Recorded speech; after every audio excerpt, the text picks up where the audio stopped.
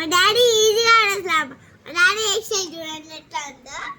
చూడండి ఎట్లా ఉన్నాడు మా డాడీ. మా డాడీ పెట్టారు కాదు, మా మమ్మీనే పెట్టరా. ఎందుకంటే మా బెటర్ అయితే మా మమ్మీనే బెటర్, ఇద్దరు బెటరే. కానీ మా డాడీ అయితే బెటర్ కాదు. మా డాడీ స్కూల్కి వెళ్తాడు, మా డాడీ ఆఫీస్కి వెళ్తాడు, మమ్మల్ని తీసుకెళ్తాడు వాళ్ళకి. అందుకనే మేము ఇంట్లో లేడు రా. మా డాడీ డబ్బులు సంపాదించి హెయిర్ స్టైల్ చూపించాడు నాకు. అమ్మ కూడా హెయిర్ స్టైల్ చూపించాడు.